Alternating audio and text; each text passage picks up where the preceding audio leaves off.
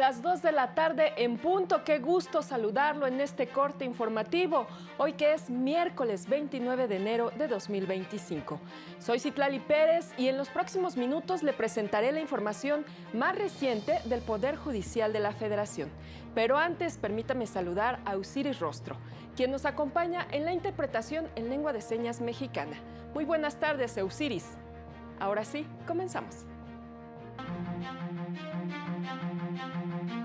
Disposiciones que limitan el aborto violentan derechos reproductivos de las mujeres y personas gestantes, determinó la Corte.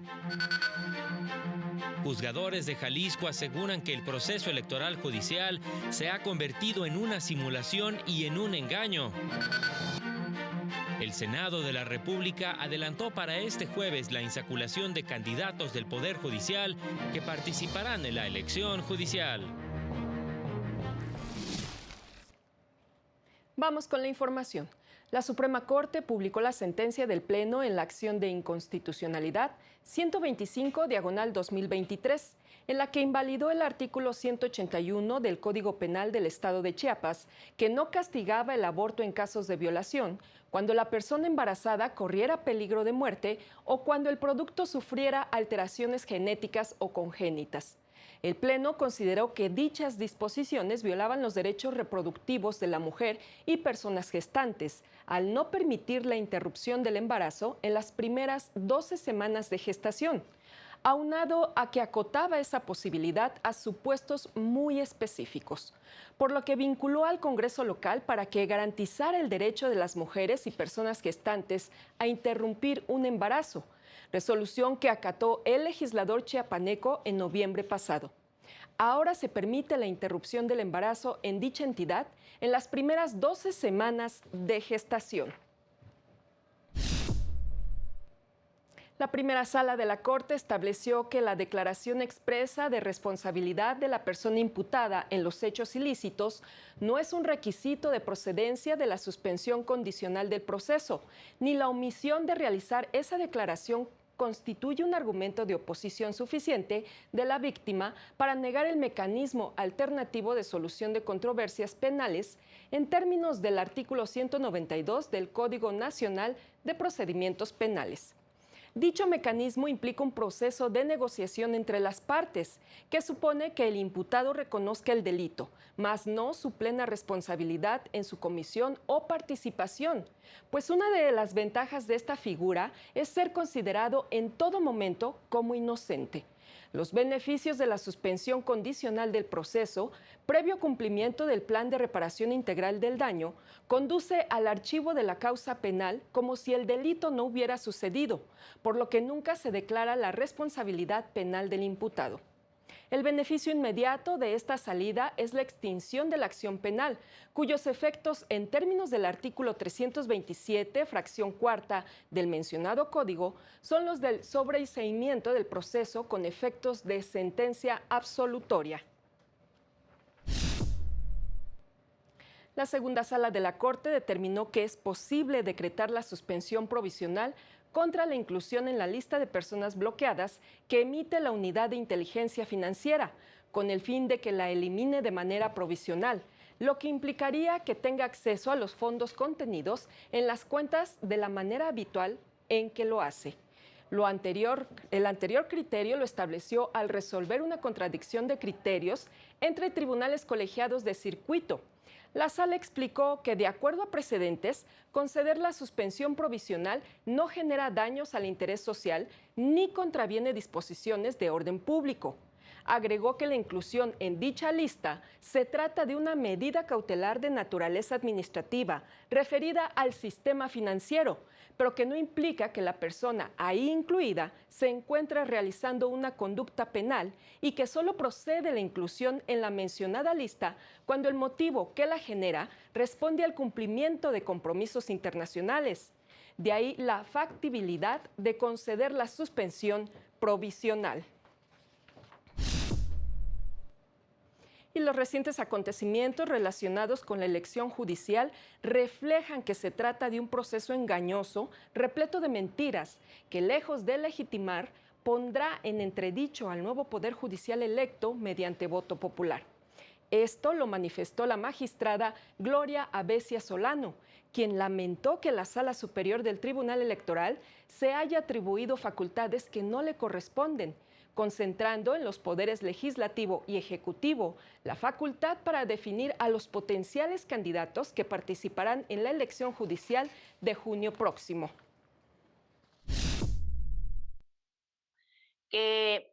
Pues lamentablemente ya está politizada la justicia.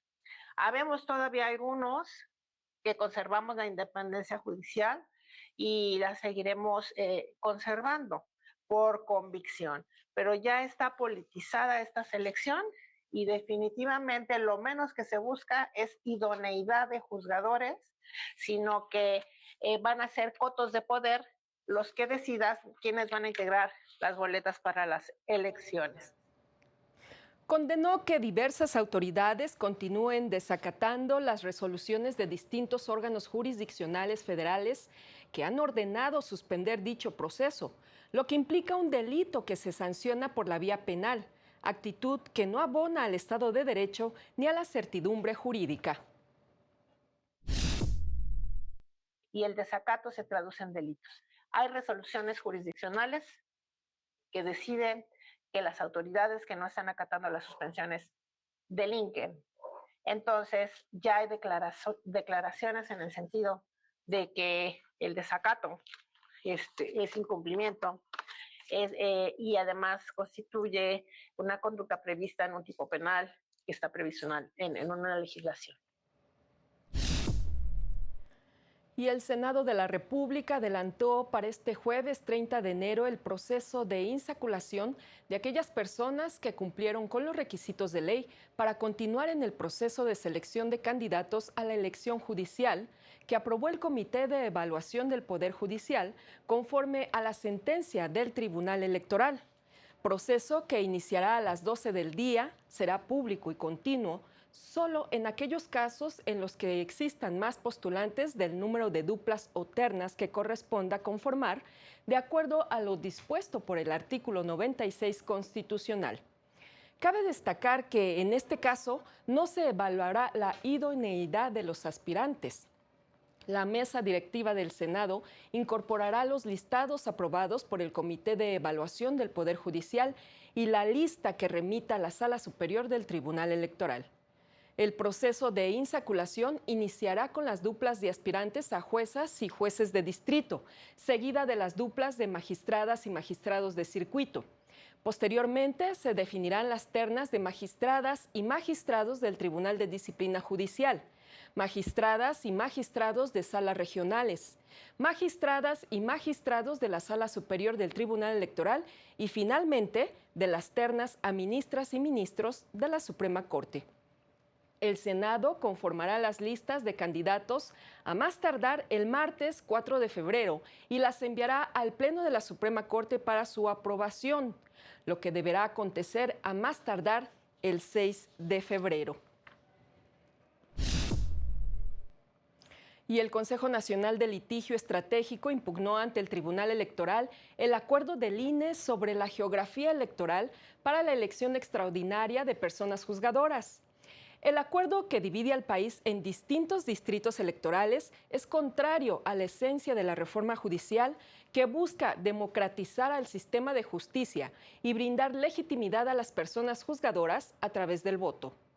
El acuerdo transforma cada circuito judicial en distritos electorales, lo que impedirá que los ciudadanos puedan votar por la totalidad de las personas juzgadoras adscritas a un circuito judicial, ya que cada circuito judicial quedó dividido en distintos distritos judiciales, por lo que los ciudadanos solo podrán votar por una parte de los magistrados y jueces que serán electos, lo que origina que el voto de algunos ciudadanos tenga más valor que el de otros, lo que perjudica a las y los candidatos al reducir la base de electores que podrán votar por ellos. La organización confía que se reconozca el derecho de la sociedad civil para proteger los intereses difusos de las personas juzgadoras con respecto al derecho a ser votadas y el de los ciudadanos a ejercer su derecho a votar en condiciones de igualdad. Y como parte de las guías para entender al Poder Judicial de la Federación, el Consejo de la Judicatura Federal explicó que las personas juzgadoras federales protegen los derechos de todas y todos al defenderlos de leyes que los afectan o invaden sus competencias a través de la aplicación de la ley o el tratado internacional que representa la protección más amplia. Además, protegen al medio ambiente y documentan que se consulte a las comunidades y pueblos indígenas cuando se realizan proyectos de gobierno que afectan o alteran su convivencia. Así, sus sentencias pacifican los conflictos, abonan al Estado de Derecho, garantizan el principio de igualdad y velan por la separación de poderes y sus funciones.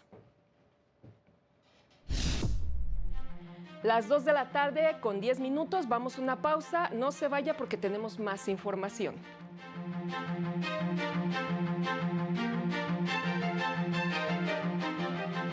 Al regresar, es obligación de los estados definir mecanismos que eviten la violencia contra personas de la diversidad sexual.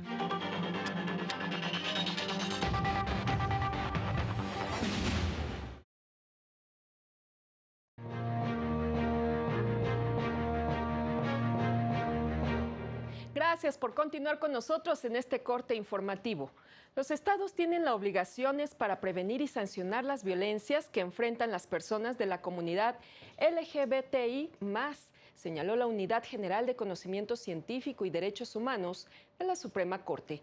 Entre estas se encuentra investigar los delitos motivados por prejuicio de manera eficaz e independiente, así como adoptar una debida diligencia reforzada.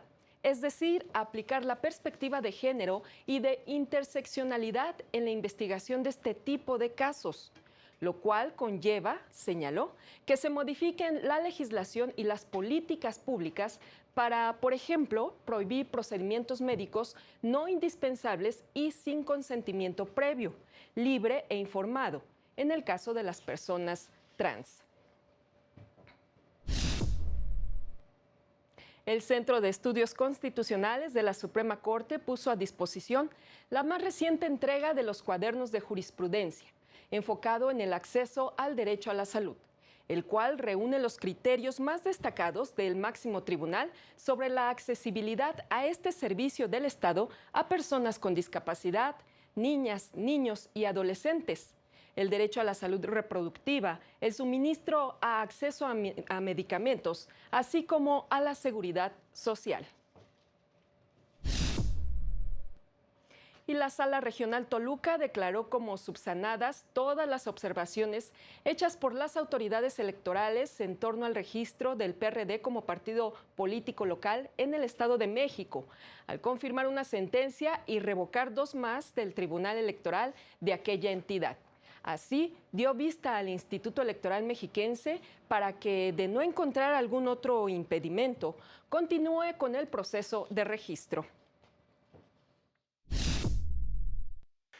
Esto no implica o no está prejuzgando sobre que los documentos básicos cumplen con esos requisitos. Eso es tarea del Instituto Electoral del Estado de México, quien tendrá que analizar y valorar si cumple con lo solicitado. Simplemente lo que estamos resolviendo ahora aquí en Sala Toluca es que esos documentos básicos aprobados por el Pleno resultan suficientes para efecto de subsanar esta irregularidad.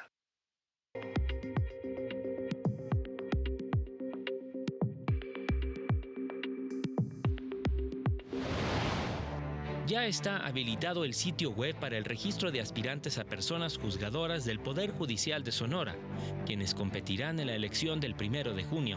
La convocatoria concluye el próximo 17 de febrero. El Instituto Electoral de Colima aprobó su proyecto de presupuesto de egresos para la organización del proceso electoral extraordinario del Poder Judicial del Estado, el cual asciende a 48.149.000 pesos. El Poder Judicial de Veracruz presentó su comité de evaluación para la elección judicial de junio próximo, que calificará a las y los candidatos inscritos. También será el responsable de verificar los requisitos de elegibilidad y certificar su viabilidad para integrarse. En Baja California abrieron sus puertas los juzgados especializados en violencia familiar contra las mujeres en el Partido Judicial de Ensenada, que tienen el objetivo de evitar la revictimización de las mujeres en situaciones que afectan su calidad de vida y las de sus hijos. Para el canal del Poder Judicial de la Federación, Jesús Daza. Así concluimos este corte informativo. Soy Citlali Pérez. Lo invito a mantenerse en el canal del Poder Judicial de la Federación. Siga a las 19:30 horas nuestro avance informativo y a las 20:30 el noticiario nocturno. Gracias por su atención. Que tenga una excelente tarde. Hasta pronto.